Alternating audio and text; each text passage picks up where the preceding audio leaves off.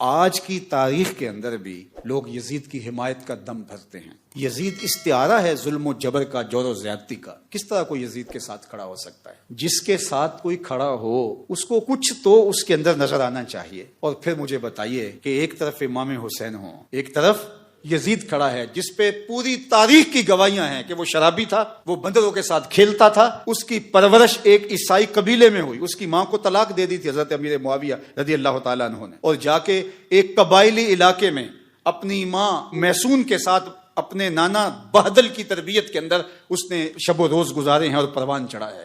ایک وہ ہے، اور دوسری طرف جس نے حضور کا لعاب لیا، حضور کے کندھوں پہ کھیلا، آغوش میں پرورش پائی، حضور علیہ السلام کے کندھوں پہ سوار ہوا، حضور سجدے میں ہیں تو حالت سجدہ میں حضور کی پشت پہ بیٹھا، حضور علیہ الصلوۃ والسلام کی قربت کا نور پایا، جس کے گھر کا دروازہ مسجد نبوی کے اندر کھلتا تھا، وہ حسین ہے۔ اور پھر حضور نے خبر کیا دی؟ حسن اور حسین جنتی جوانوں کے سردار، سیدہ شباب اہل الجنہ۔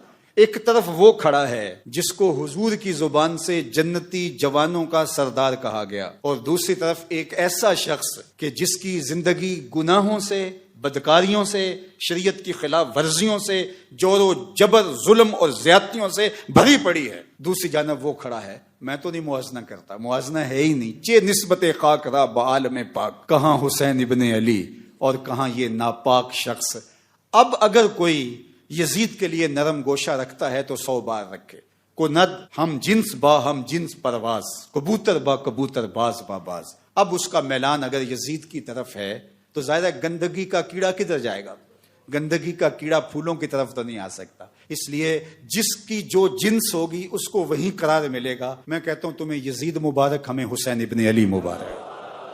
اللہ اکبر۔ اللہ نے حسین ابن علی کو جو عظمتیں عطا فرمائی ہیں، جو رفتیں عطا فرمائی ہیں، جو شان عطا فرمائی، تو ہمارے لیے اتنا کافی ہے کہ حضور نے فرمایا کہ وہ جنتی جوانوں کے سردار ہیں۔ یہ معال کار ہے، یہ انجام کار ہے، یہ حضور نے ان کے معاد کو بیان کیا۔ مجھے بتاؤ، جو باطل پر لڑے اور بغاوت کرے اور عدول کرے اور وہ جنتی جوانوں کا سردار بن جائے، ایسا تو ممکن نہیں ہے۔ یہ بات ذہن میں رکھو، جنت کی سرداری اسے ملے گی جو کرائیٹیریا پہ پورا اترے گا۔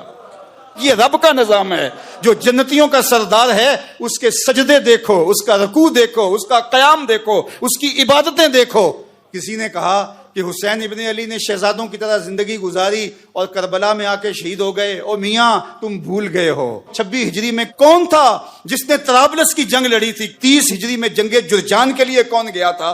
کون تھا جو میمنہ اور میسرہ پہ اپنے بھائی کے ساتھ کھڑا ہوتا رہا؟ تاریخ سے تم نے کبھی پردہ اٹھا کے دیکھا ہی نہیں۔ یہ حسین صرف مسلح پہ بیٹھا نظر نہیں آئے گا، یہ کئی جنگوں کے اندر کھڑا نظر آئے گا۔ حسین ابن علی نے جنگیں بھی لڑی ہیں اور سجدے بھی کیے ہیں، اور جو سجدہ حسین نے کیا آج تک کوئی کر ہی نہیں سکا ہے۔ اللہ اکبر۔ حسین ابن علی نے سجدہ کیا ہے اور حالت سجدہ میں ان کا سر دست قاتل نے کاٹا ہے۔ ہمارے لیے باعث فخر ہے کہ ہم حسین ابن علی کے ماننے والے ہیں، اور قیامت کے دن حسین ابن علی کے جھنڈے کے سائے تلے ہوں گے۔ یہ ہمارا اعزاز ہے، یہ ہمارا فخر ہے۔ اہل بیت کا پیار کتابوں سے نہیں ملتا۔ دین مجو اندر کتب اے بے خبر، علم و حکمت از کتب دین از نظر۔ تو یہ بات سن لو، پلے باندھ لو، اہل بیت رسول کا پیار یہ تمہاری تحقیق کا نتیجہ نہیں ہو سکتا، یہ کتابوں کی کتابیں پڑھ جانے کے نتیجے میں نہیں ہو سکتا۔ اہل بیت کا پیار پاکیزہ ماؤں کی گودوں سے ملتا ہے، تو ہمیں ماؤں کی گود سے حسین ابن علی کا پیار ملا ہے۔ اور اقبال نے کہا تھا، نام تو از پدر آموختم، حضور آپ کا نام میں نے اپنے باپ سے سیکھا تھا۔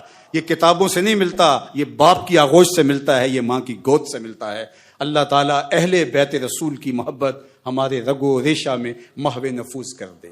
اور یہ بات ذہن میں رکھیے کہ اہل بیت کی محبت اصحاب رسول کے ساتھ کسی عداوت کا سبب نہیں بنتی، اور یہ بھی ذہن میں رکھیے کہ اصحاب کی محبت اہل بیت کے ساتھ دشمنی اور بغاوت کا ذریعہ نہیں بنتی۔ اہل بیت نبوت بھی ہماری آنکھوں کے تارے ہیں، اور اصحاب پیغمبر بھی ہمارے دلوں کا قرار اور سکون ہے۔ اور صحابہ کے لیے اہل بیت کی محبت دیکھیے، اور اہل بیت کے لیے صحابہ کی محبت دیکھیے۔ صحابہ اگر اہل بیت کو حضور کے کندھوں پہ دیکھتے ہیں تو حضرت عمر کیا بول رہے ہیں؟ واہ واہ کیسی سواری میسر آئی حسنین کو۔ تو حضور مسکرا کے کہتے ہیں، عمر سواری دیکھتے ہو، سوار بھی تو دیکھو۔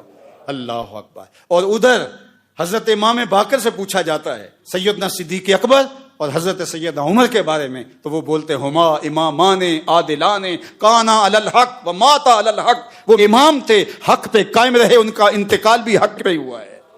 تم نے کہاں سے دین لیا ہے؟ اقبال بولا تو کہ نشناسی خفیدہ از جلی ہوشیار باش، اے گرفتار ابو بکر و علی ہوشیار باش۔ کہا یہ تیرے ساتھ ایک دھندا کیا گیا ہے کہ دو کو الگ الگ، جو حضور علیہ الصلوۃ والسلام کے سینے سے پھوٹتی ہوئی ضیائیں تھی، مشکات نبوت کا نور تھی، حضور کی تربیت کا عکس تھے، ایک حضور کا خون ہے، ایک حضور کی تربیت کا رنگ ہے، ان دونوں کو الگ الگ خانوں میں بانٹ دیا گیا اور یہ امت کو تقسیم کرنے کا ایک مکروہ دھندا تھا۔ تو کہ نشناسی خفیدہ از جلی ہوشیار باش، اے گرفتار ابو بکر و علی ہوشیار باش۔